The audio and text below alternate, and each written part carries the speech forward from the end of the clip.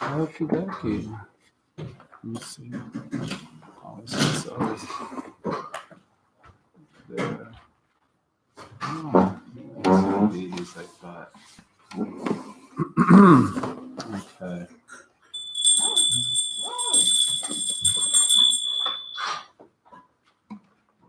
Okay. Good evening, everyone. Om Ajnanatmirandasya Gyananjana Shalakaya Chakshurum Militamena Tasmai Shri Guruve Namaha. So I was born in the darkness of ignorance, but the spiritual teacher came and opened my eyes with the torchlight of knowledge. So I offer my respectful obeisances unto him. We're continuing our study of Bhagavad Gita, chapter 2. Today we'll be taking passage, hopefully 16 through 30. Just pulling that up here. So just a little recap of the points we discussed last class, which are important. So as we learned from the chapter 1, the basic problem is avidya. And from avidya comes attachment to so many things, but in short, attachment to the temporary. And temporary means essentially temporary to I, and attachment to I and attachment to mine. These two together, you can say one short is ego. The sense that I am this body and the things that are connected to this body are mine. That's what we are attached to.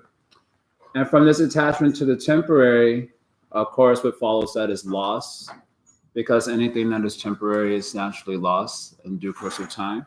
And from that loss comes dejection, lamentation, and other corollary feelings. So Arjuna is in the first chapter of the Bhagavad Gita, in the beginning of the second chapter, he is dealing with the sense of loss, the loss of his own self, and a loss of the things that inform his own sense of identity in the form of loss of family members and so on. So how does one process this sense of loss? Well, it's not possible to process it unless one solves the avidya problem. So the avidya problem means a lack of awareness of the actual self. So if this is the actual problem, then the solution in one sense is vidya. The word vidya means knowledge, or knowledge of the actual self. So when Krishna begins his teachings, he begins his teachings by describing what is knowledge of the self. Only by looking at it from that angle can you begin to solve your problems in this world, which are rooted in ignorance. Our spiritual teacher, Prabhupada, gave a nice example. If you say 2 + 2 = 5 in the beginning of solving some formula, I was very bad at math, so that's something I could have easily done. But they used to have this complicated, I think the only one I can remember is Pythagoras theorem. That a squared plus b squared = c squared. Look at me, mathematician. Otherwise, they used to have these real complicated formulas, especially in when you know higher up algebra, and I just really, math wasn't my thing. And if you make a mistake in the very beginning of the formula, 2 + 2 = 5, then even if you do all the other things very nicely, the answer is coming out wrong because the initial thing is incorrect. So similarly, if your self-notion is incorrect, then anything you do after that will be misled. So the solution has to be solved on that fundamental level. What is knowledge of the self? So that is where Krishna begins his teachings. This sense of loss that you're feeling is because of the avidya problem. For those who have actually vidya, then you know that there can actually be no loss of the real self. So Krishna begins his teachings on the real self. So when Arjuna was making his arguments, one of his arguments, or the first of his arguments, was that he cannot see any benefit that comes from fighting in the war. I can see no benefit. So Krishna, in counteracting that argument, also speaks about this knowledge of the soul. Benefit has to be directed at the actual self, not at the non-self. Just like Prabhupada, I think he gives this analogy in one of his first commentaries here, that just as a person who clings the cage of the bird but neglects the bird. So they make sure that the bird cage is kept very nicely, but they don't actually deal with the bird inside the cage. Then your action is misled. Last winter, there was this huge cage in Washington Square Park. You remember that? some special artist was there. There was a huge cage in the big arch area. This big cage was there. You remember this? Some artist. Anyway, it was very big cage. And whenever I would go to the park, there would be tons and tons of, I guess, tourists and New Yorkers who would just be taking pictures of the cage and getting selfies with the cage and touching the cage and, you know, reading about the cage. And so one of my first, I got Instagram around that time. And one of my first Instagram posts was like, yeah, this is what life is. It's a cage infatuation. The body is like a cage for the actual Atman, the actual self. And we're infatuated with that cage. And all of our energy is going to the upkeep of the cage and neglect of the actual self. So Arjuna was arguing, I cannot see any benefit for the self. So Krishna says, before you speak about benefit for the self, there should be clarity about what the self is. So he chastised Arjuna in the very beginning, saying that you are speaking like a learned person. We talked about these words. They're important to keep in mind. You're speaking like a pragya, a learned person, but you're not actually a pundit. Because if you were a pundit, then you would be sober.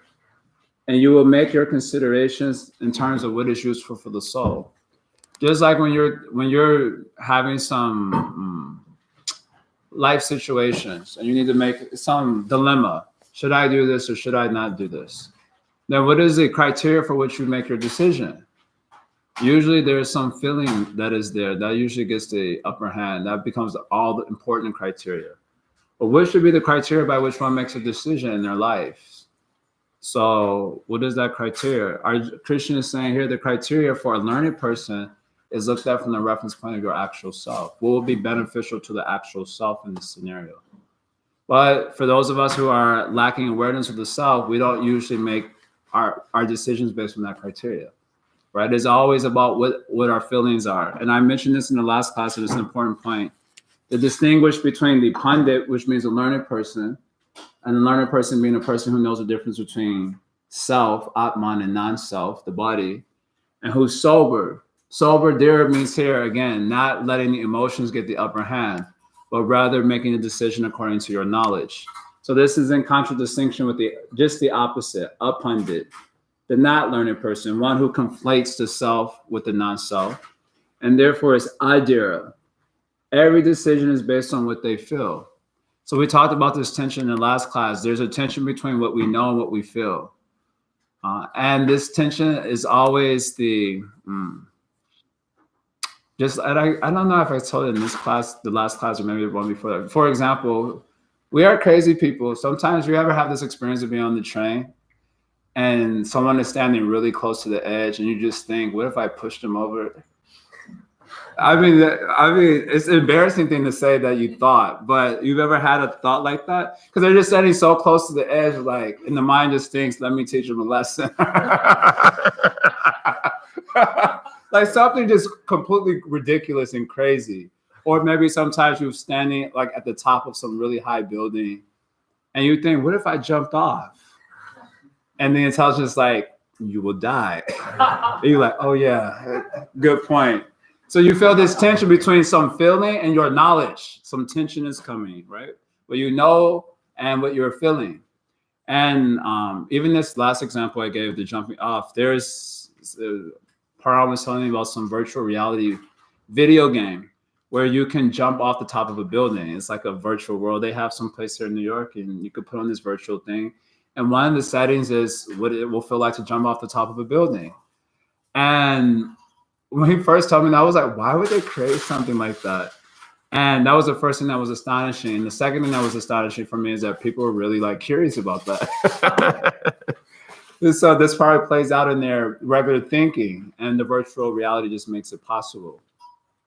So one thing is, let me jump off the top, but you know that is not going to lead to a good conclusion. So there's this tension between your knowledge and your feeling, and which one will get the upper hand in your decision-making process. Now, for those who are apundit, identifying with the body, they are adhira. And adhira in this context means giving more consideration to what they feel than their actual knowledge. Whereas the pandit, who knows the difference between the self and non-self, he remains dhira. Dhira means he also has feelings, but he will always give preference to his knowledge and not to his feelings. That is why he's called sober. And so Krishna says, you were speaking like a person who was a pandit, But you are not a pundit because you're letting your feelings make the decision about what you should do or what you should not do. If you are a pundit, then you will fight in the war. You perform your dharma. And the reason for fighting in the war and performing dharma is because by dharma, you will purify your mind. And by that purification, you can actually realize the self within. So we'll get to that in more detail later on. But that would be the conclusion. You will do what's useful for yourself, the actual soul. And what's actually useful for the self is the performance of dharma. And Arjuna's case is fighting in war. Because by that performance of dharma in a particular way, which Krishna will describe, you will purify. And in being purified, you'll be able to actually realize yourself. And if you follow the path of your feelings, you'll go to the forest and do what you like, but you won't get that purification. And you will remain trapped by the problem of ignorance. So he criticizes Arjuna. And then he begins to describe what is the soul. So we're going to do our little list here. I don't know if you recall this from the last class.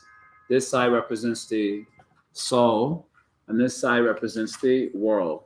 So Krishna begins to make a list of the differences between matter and spirit. So what we learned last week is that the soul has no prag-abhava. Anyone remember this term? Kevin just saw the class, so I don't know if you really count. You just saw it like 2 seconds ago. What is that? Dvamsa, but we learned about these 2 words in the last class. And matter or the body is just the opposite, of course. The word pragabhav means previous non-existence. So the soul has no previous non-existence. It wasn't a point where the soul was not existing, which is really weird to think about. I didn't tell this in the last class, but I did this one time where they said that eyes are the window to the soul. You've heard this, I'm sure, plenty of times, that the eyes are the window to the soul. And so I did a little experiment one time after I joined the monastery, and I was staring at my eyes in the mirror for 5-10 minutes. I only did it one time. I was like, this is not a good idea. But I was looking at my eyes and meditating on the fact that I had no previous non-existence. That I've always existed and I will exist forevermore. That is the meaning of Dvamsa Abhava, which means post non-existence. So the body, my body, was previously not existing. So this body has pragabhav. It was previously not existing. And at a certain point, the body will decay and it will be destroyed. So then it will have post non-existence. I gave another example in last class, or a pakora, or there was some ice cream Yusi was eating very nicely. So that ice cream before, that Van Leeuwen ice cream came to be, it was previously not existing. And after Yusi got done with it, it's not existing forevermore. So it has previous non-existence and post non-existence. So anything material is like that. But the spiritual, like the soul, has no previous non-existence. Is weird saying it like that. It gets a little. If you really want to trip up someone's brain, it sounds spiritual. And it has no post non-existence. So I remember looking at my eyes in the mirror and meditating on this fact. And I was like, this is not a good idea. The marbles start to get, the screws get a little bit loose and the marbles start falling. Oh no, wait, I need these to function in the world. So it's actually quite inconceivable that this is the nature of the self. Because for those of us who are at the present moment a pundit or affected by ignorance, we identify with our body, which was previously not existing and which will not exist in the future. And that identity is so deep that to meditate on this reality is challenging, it's bewildering. And it's not surprising that we will allow our feelings to get the upper hand over our knowledge. This is another point that I like to make when I bring up this tension, that oftentimes our knowledge, and certainly this knowledge that we'll hear and cover, is abstract. It's a little lofty. It's not as tangible to us as our feelings are. So I often like to do this, and our feelings are like this, like right in our face. And our knowledge is like way in the back somewhere. You can't even see any binoculars. Just like we went to a Bill Burr. Maybe I shouldn't say that here because I'm trying to look spiritual. But anyway, we went to a Bill Burr comedy show and we were sitting very, very high up. And so you kind of need binoculars to see them, So that's how our knowledge is. Our actual, we know something about Bhagavad Gita, something about spiritual, but it's very distant from us in terms of experience. And our feelings are very right in our face and very close to us. So it's not very surprising that we give it priority in our consideration of things. It's the effect, and all the more so when you're dealing with subtle spiritual knowledge like this. It's very hard to get around that. And therefore, one has to study this again and again and again and hear it again and again and again. The idea of hearing it and, of course, practicing is to bring that closer to you and to cause the other knowledge of the feelings and so on to go in the background. Not that they're not there, but they don't get the priority in terms of our conclusions and our decision making. So, so Krishna teaches this in 2:12 Gita. And then he says you should tolerate in the verse after this. Or he says that this soul is transitioning from body to body, just as one goes from boyhood to youth to old age. So this unchanging soul is going through different bodies. So at the time of death, we'll get another body. So that is the knowledge point. But your feeling is that, no, I'm in this body and they're going to die and it's going to be sad. And he says, yes, you have to learn how to tolerate those perceptions. And if you're able to do so successfully, being dhira, samosukha dukkam dhiran, this is 2:15, very important verse. If you can keep your mind steady in the face of the sukha and dukkha of the mind, then for you, you'll be able to taste immortality. So that was Krishna's introduction to the topic, and then he begins to elaborate on this soul point a little bit more, and that's what we're gonna discuss now. We're gonna look at verses 16 through 16 through 25 first, and then just the rest of the verses. I'll just read them here because there's quite a few participants online today. This is 2:16 through 25. Reading here. Those who are seers of the truth have concluded that of the non-existent, the material body, there is no endurance, and of the eternal, the soul, there is no change. This they have concluded by studying the nature of both. That which pervades the entire body you should know to be indestructible. No one is able to destroy the imperishable soul. The material body of the indestructible, immeasurable, and eternal living entity is sure to come to an end. Therefore, fight, O descendant, apart.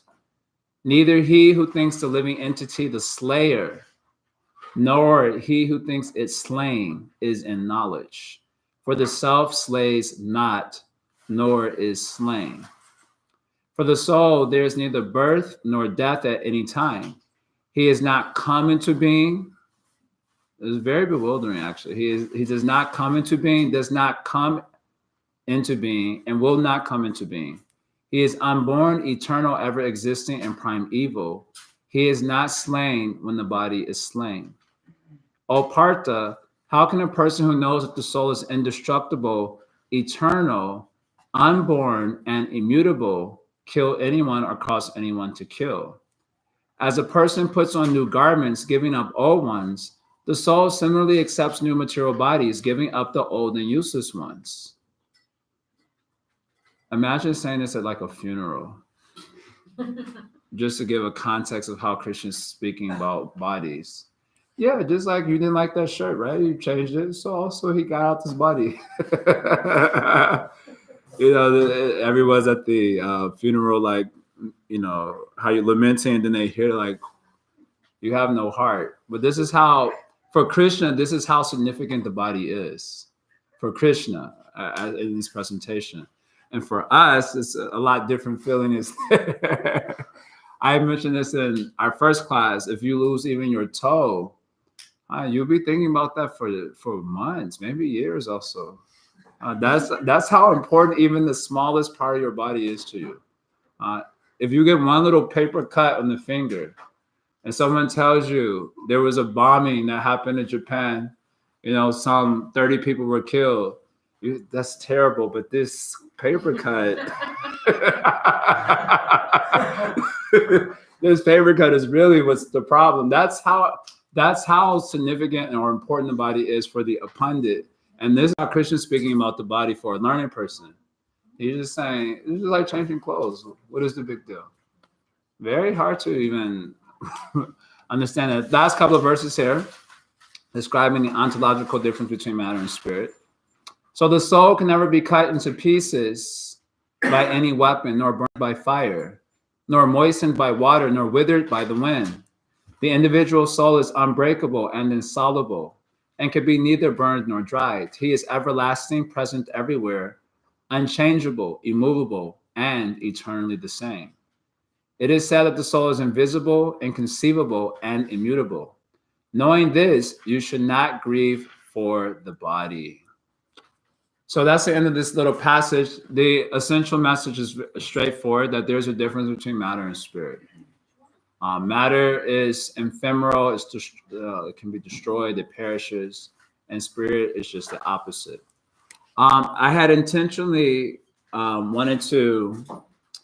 had thought that maybe I'll go through a list of all the different qualities Christian mentions between the difference between matter and spirit.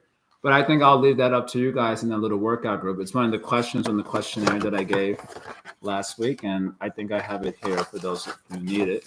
We could take 15 minutes and you can make a chart, even if especially if you're using our Gita, the Bhagavad Gita as it is, and you can look at the word-to-word meaning and see the differences between, and make a list of the differences between consciousness and matter. And then for the last 5 or 10 minutes of the class, we'll come back and see what list you've collected. I've made my own list, and I'd like to see the list that you've collected here. So before we do that, last few verses here of the passage, the essential message is clear. There's an ontological difference between consciousness and matter, which we're unaware of because of the ignorance problem. So his last few verses here are very nice. This is verse 26 through 30. Krishna gives an argument from the basis of thinking you are the body also. So suppose you think you are the body, you don't know of this difference between consciousness and the world. So he makes another argument. If, however, you think that the soul or the symptoms of life will always be born and die forever, you still have no reason to lament, O mighty armed. One who has taken his birth is sure to die, and after death one is sure to take birth again.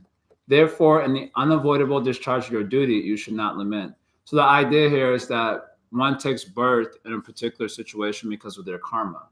And then when that karma is exhausted, one dies. So one is just simply under the sway of karma. That's all that's going on. Therefore, no need to lament in any situation. Nature is just going on in its own way by itself. If you think of it in terms of a secular argument, even in the secular world, certain atheists believe that the self, our sense of a self, is an illusion.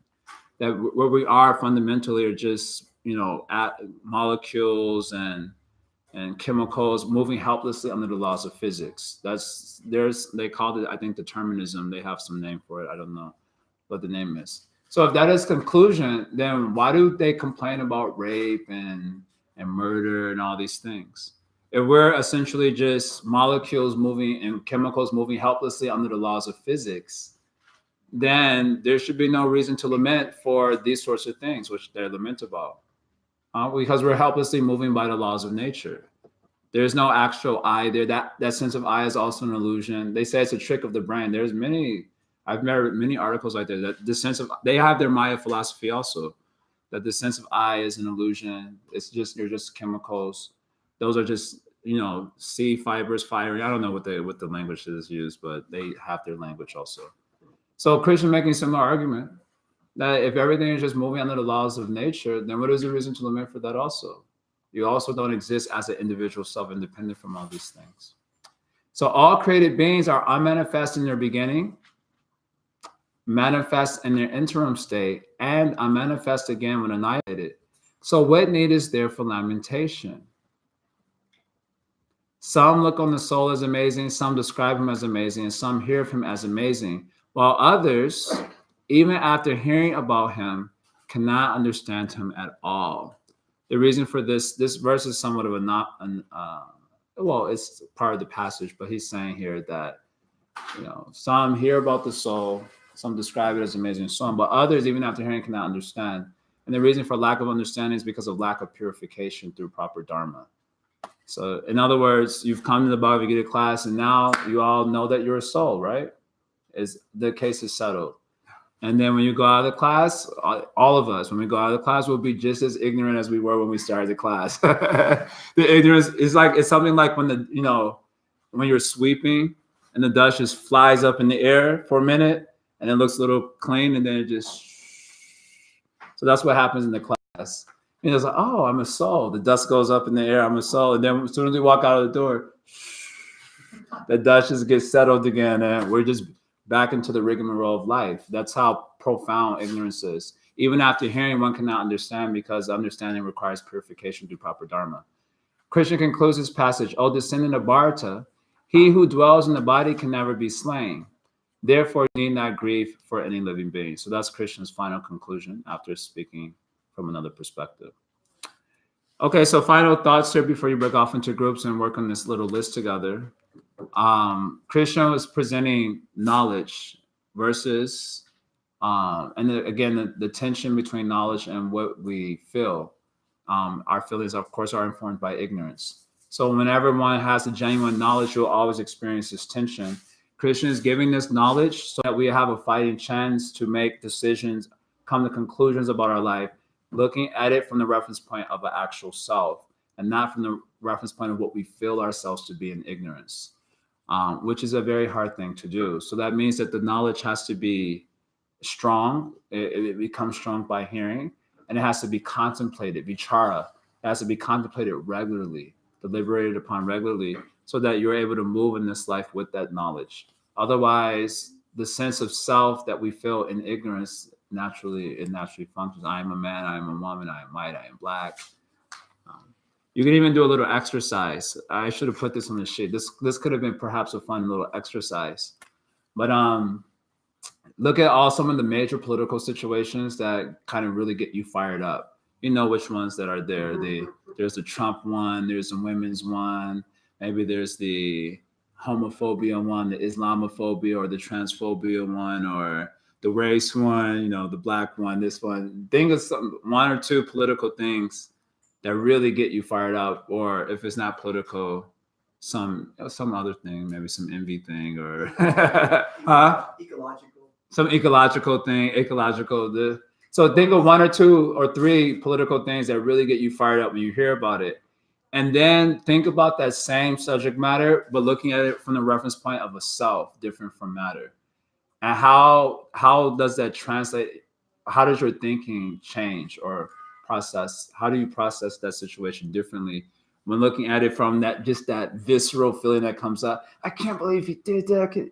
Versus when you're looking at it from the reference point of a soul, what happens internally when that could be a fun little exercise, or maybe not.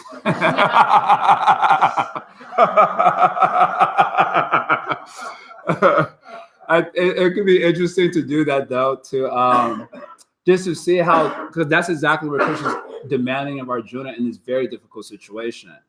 He's on the battlefield, he's about to fight a war. I want you to look at the situation from the reference point of the actual self, from the reference point of your actual knowledge, versus how you're looking at the situation from the reference point of what you feel yourself to be in ignorance. And there's, again, as I said in the last class, and I'll say it again, because it's a thing that you will constantly deal with throughout your spiritual development. It's always this heavy tension is always there. It's always a fight or war even going on between your knowledge and your feelings. And it's very hard to make decisions based on your knowledge, and therefore Krishna is speaking this. So that could be a fun second. I didn't put it on the sheet. Maybe when I make the final version of this into a little workbook, maybe I will do that, because you're gonna get I call it the but arguments. Yeah, I know I'm a soul, but, and then this part just gets wiped off. But this part is not considered, and then all of this other Adir stuff. So all right, so that's it for this passage. We've hit on the main themes here. So take about 10 or 15 minutes. You can break off into little groups, 1, 2, or 3 people as you like. If you have the sheet from last week, then you can use that. Otherwise, you can take this sheet and answer the questions. One of the last question on here is to make this list between the difference between matter and spirit. And in the last 5 minutes of the discussion, we will come back together and see what list you've come up with. So for those of you who are online, apologies. I'll make the material available on my Patreon. I was trying to do a Patreon today. I'll send you all the material later. Um, I'm going to leave the camera on because we might have questions at the end of the class. And if you want to participate in that, you can. You can take 10 minutes for yourself to look through verses 16 through 18, make a list of all the different qualities between consciousness and matter that Christian means. And I will also post the other questions in the chat box, and if you want to answer them, you can look at them there. So I'll just do that right now.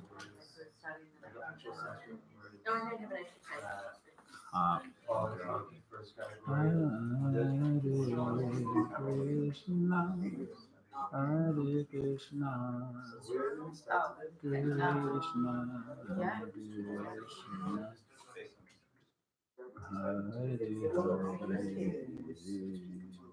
Did we start at 211 or 212? 211 through 30. Yeah, that's.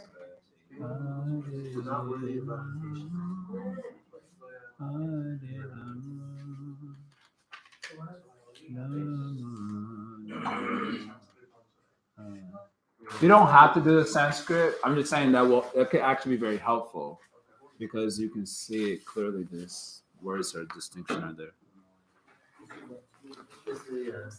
Those were wise. 10 minutes. So we can say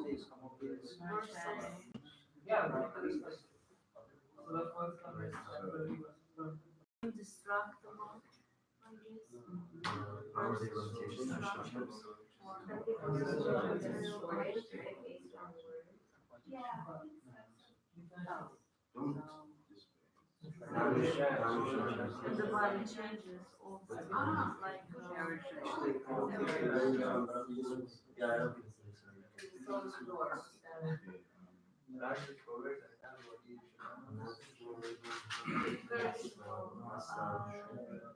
Nasa, not exist. So not exist at any time. Jatu Nasa.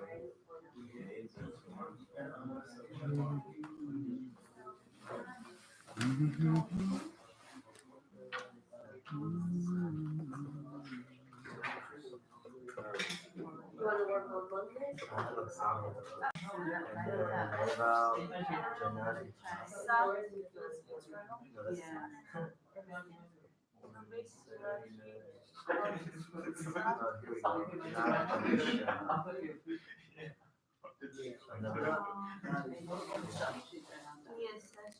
Yes, I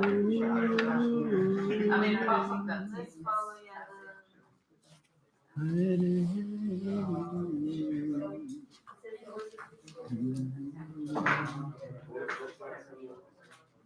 Did not exist. And shall never exist.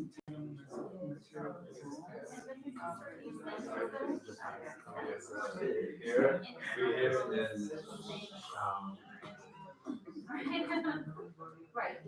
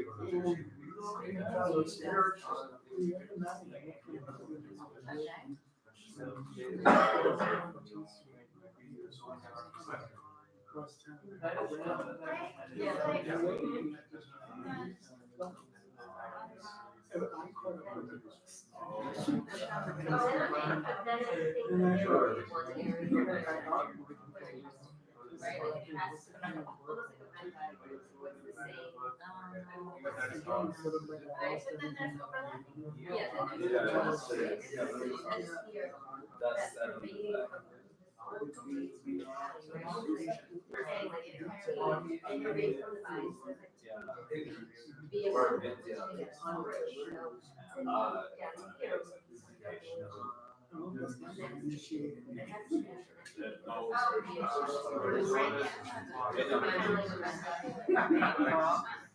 an ambition to help us out. Sorry, I'm just saying, yeah. Well, this so isn't Well, it doesn't matter.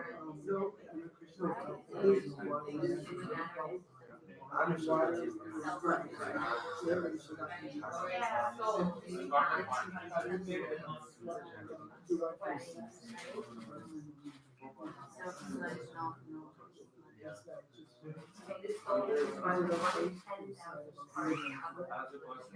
I love that they actually have. Well, you know, everything was sad. I think that's just saying the same thing. She's on the The way a person in knowledge processes sad.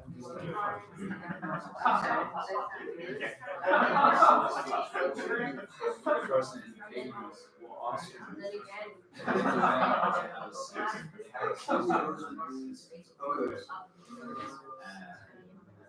Also, they believe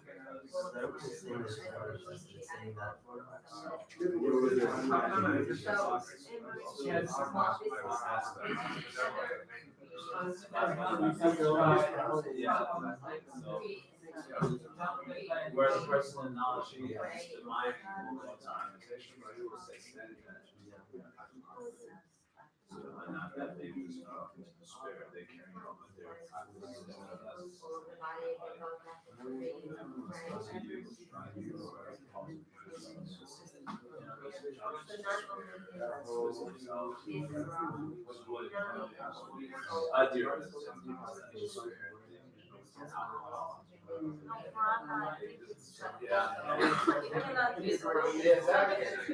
exactly those. So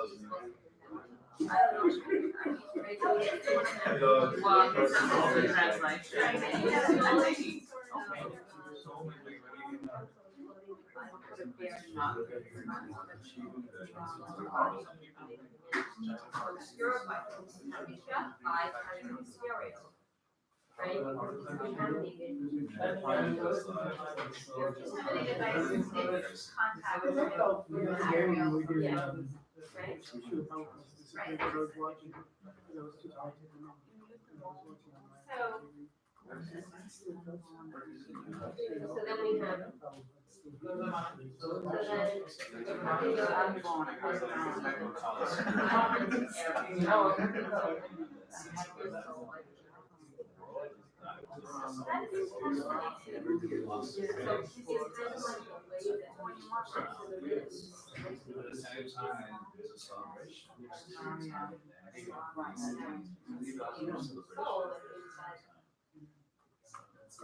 Spiritual things are always weird. Yeah. So that's part of I remember the story, the story. rather than entangled in. That was, But it seems to be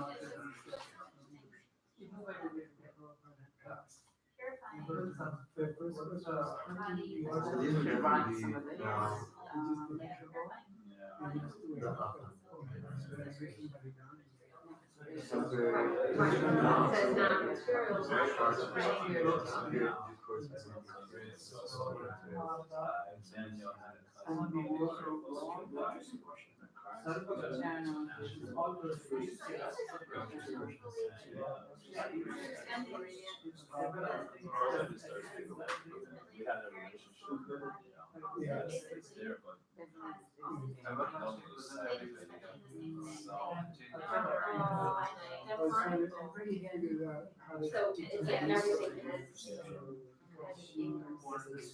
Yeah. Yeah. I'm trying to figure it out. It's just like going to the summer. So maybe But I guess, and then it.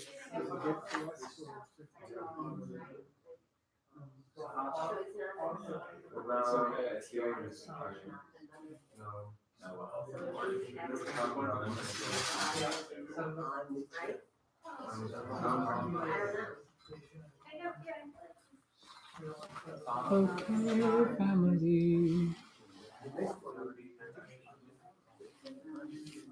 Let me get my list out.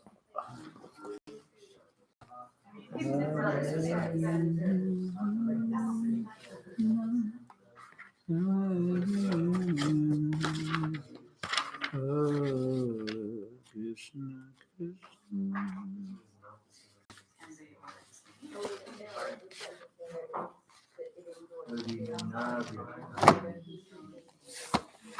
Okay, y'all. If you haven't finished the list, it's okay.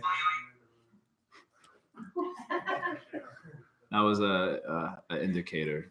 Now's the time. So let's hear it. What do you guys got for the list?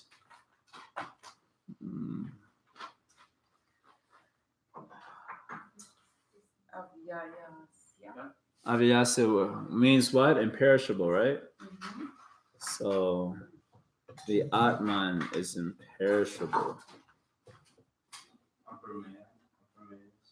Aprameyasa, what does that mean? Immeasurable. I'm just gonna write the English on the board, but yes, imperishable. Obviously, matter is just the opposite. So in one sense, you can just write over here, perishable.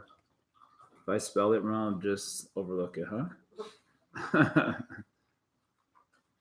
Measurable.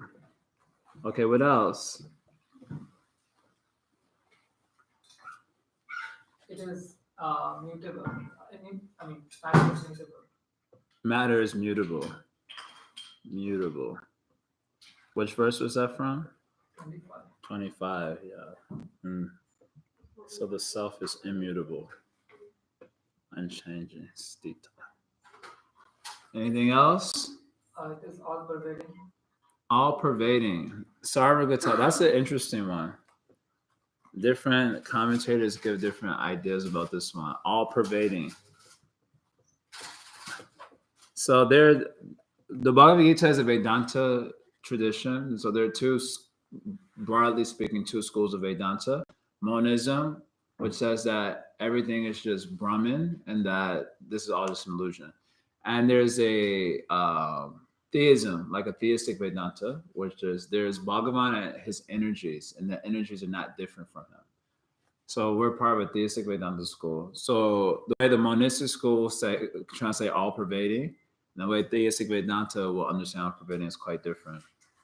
You happen to be in a theistic Vedanta school, so we're going to give that explanation. All pervading means what? There are souls everywhere. There are jivas everywhere, literally. And you realize that when you try to go to sleep, especially in India. Huh? There are sarvagata, jivas everywhere. They're everywhere. For those of us who stay in the ashram and bhakti center, this is one of the big issues when you're looking for some private space. And everywhere you will find living entities. All sorts. Huh? Jiva. Jiva, no, it means one living entity is food for another. We have a way of irritating each other, so it's very sweet. So there's all pervading means that there are jivas everywhere in all sorts of atmospheres. There are jivas in fire. So Krishna mentioned the soul cannot be burned, right? So that means their jivas can exist inside fire. They all have bodies that are conducive for that environment. There can be jivas existing inside water, which we know of. They have bodies that are conducive for existence there. So the soul can exist in any environment because it's ontologically different from matter. So all pervading just means that souls are everywhere, jivas are everywhere. And other planets also, why not? Okay, anything else? Did we miss anything from the list? Indestructible. Indestructible. A lot of the words are quite similar to each other. That's because Krishna just wants to drive it all home because we so much in ignorance. Conscious. Yes, this is a very important one. The soul is conscious, indestructible. Conscious. Yeah, this is very much having consciousness spreading everywhere throughout the body versus matter, which is unconscious. Okay, so anything else? I don't remember all the lists. How is matter unconscious? Huh? How is matter unconscious? Can you explain? This is table. This matter. It's unconscious. The body. The very good question. How is matter unconscious? So the body is moving around. So this is exactly the problem that Christian is speaking about. Also said the soul is not movable. The soul is not movable. Yes. So And the body is moving. So if the soul is not moved, I mean, like you can also move the table, which is if it's not conscious, then that soul can move. So yes. What does not movable mean? That was not movable mean. Different commentators. Okay, two good questions actually. Yeah. So the body appears to be conscious because of its proximity to a conscious entity. Just like the self is self-luminous, and this object, like a table, is not self-luminous. Only when light shines on the table does it kind of light up. But otherwise, it is not self-luminous. You can think of it like if you go to a Catholic church and you have these, what do you call it? Those paintings, like the stained glass. Is it what they call stained glass? So when the sun rises and when the sun, rises and shines through the stained glass, and the glass appears to light up. But it is because of the light of the sun is not the stained glass itself. It's not inherent in the stained glass. So in the same way, consciousness is like the sun, and it lights up the body. And because of the body's proximity to consciousness, it appears to move and so on. But when that same consciousness leaves the body, then the same body is there, does not move. It exhibits its actual nature of death. In one sense, our whole life is embarrassingly preoccupied with taking care of something that's dead. Especially if you don't have a spiritual sadhana and all that. You can just imagine yourself lugging around a dead body. Yeah, how's life? Life is great. This is actually what life is. Minus the spiritual culture, this is actually essentially what life is. It's a living entity, an actual living person, dragging around a dead corpse and decorating it. You know, like you go to YouTube, they got all these makeup tutorials. You know, it's like a huge thing, a huge thing. People make with millions of followers just putting on makeup, decorating a dead body, and then dressing a dead body very nicely, putting scents on it. So when you joke about like that, it seems like utter foolishness. But this is actually what we call life.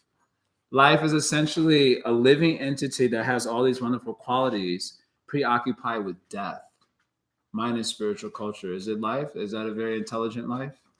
So this is because this problem, we conflate the self with the non-self, because the proximity, it seems like we really are this body. But as soon as consciousness leaves the body, then the body actually exhibits its true nature. It's ghastly. Even if you have some spouse that is absolutely beautiful, and you're like infatuated with them, as soon as the consciousness leaves that body, you won't have anything to do with it. Of course, for 5-10 minutes, you may cry and, cry over the body, hold it. And then after some time, what's that smell?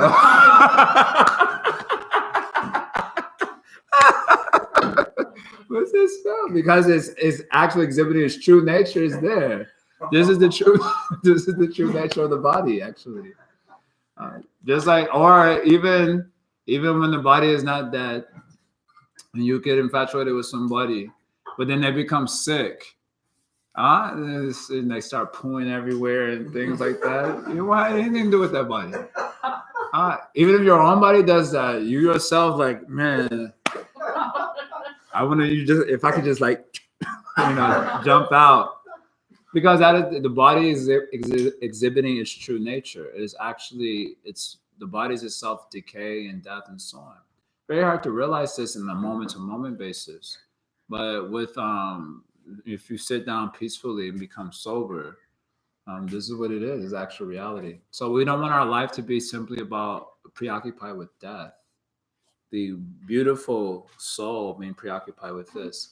As far as this immovable, the different commentaries get different understanding of this particular word also. I would have to look at the commentaries, but I think I distinctly remember the soul being described as immovable means its qualities don't change. They don't move. I don't think the movement is just is in relationship to movement in the material atmosphere of moving things, but the steadiness or the qualities of the Atman don't change, which isn't true for material bodies. The qualities of the body are constantly shifting because of gunas, which we'll learn about later. So I have to check out the commentaries on that, but I remember there are a few different understandings about that. I remember this being one from Baladevi Bhushana. Yeah, one question. We'll take a one or two so that Yeah, I our actually time have a is. question because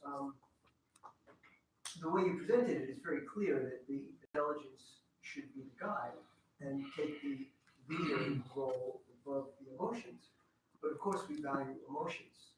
And it seems that the clear understanding is just that it's not that emotions aren't valuable, they're very valuable, but they can't lead our behavior because they're not rooted in sensible reality. Yeah, that's a good, what is the value of emotions? That's a good question, and and of course you have different traditions. Ours is a Bhakti tradition. We have a different explanation of this versus a yogic tradition, and we have a little bit different explanation of this. But in short, the feelings informed by ignorance are not that valuable because of the ignorance problem. So raga desha icha desha samutena dvanda mohena bharata. Sarva bhutani samohan sarga yanti prananta. Verse 727 Gita. I often like to quote this verse.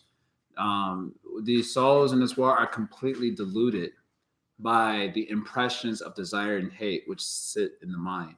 So all of our feelings are basically that I like this, I don't like that. That's basically, they have a whole psychology division in the university, but Krishna just made it easy. I like this, I don't like this. That's the sum total of the mental plane. And when informed by ignorance, it, in essence, doesn't have much value. It has value in terms of keeping us bound to the material nature. Only when those emotions become dipped, you can say, in the let's say nectar of knowledge, then the emotions have some value. They have to, in other words, when they're informed by knowledge or enlightenment, then the feelings are valuable. But when people are not enlightened, their feelings are not that much valuable. From the perspective of the Panditira thing, what is the value? You don't know anything, you're feeling something. You're a completely ignorant person, and some feeling is there. So that feeling is there only diluting, actually.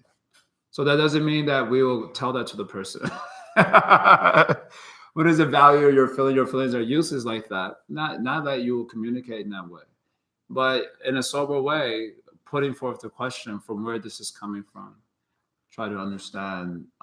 Try to look at that feeling from the perspective of your knowledge, and try to reconcile yourself to your knowledge. And again, the instruction with the feelings is to tolerate them, to like endure them. And Krishna is not exactly saying that they're wonderful things. So he's saying endure them. They're deluding. They will bewilder you. They will pull you away from spiritual life. So you have to endure that and give predilection to your knowledge until your feelings are actually, especially true for Bhakti tradition, until your feelings are infused or informed by that enlightenment. So Bhakti itself, of course, is an emotional tradition, but we value the emotions of bhav, of transcendence, not the emotions of the material body, which are, again, they're deluding. So those emotions that we do value are of the soul. Not of Yeah, that's a big topic also. But yeah, well, for simplicity's sake, we'll say the emotions of the soul. But let us not think that any really deep feeling we're having is an emotion of the soul. So that is a just like sometimes when you hear the blues music or something, it's like, man, that brother has soul. Well, to be precise, he had a lot of Rajagun in there and a lot of passion, and it wasn't exactly so. But I get where you're coming from. I get what I get what you're saying, but it wasn't exactly so. So that clarity should be there. That is a distinction. It's a little, again, I like to make this point all the time, and I make it again and again, because in ignorance, which many of us are most likely affected by to some degree, if not comprehensively, is the nature of being in ignorance, that our conventional perception is exactly opposite to truth. Which means to say that when we're dealing with the knowledge of the Gita, like some genuine knowledge, it probably will have a somewhat of a jarring effect, somewhat of a discomfort will be there.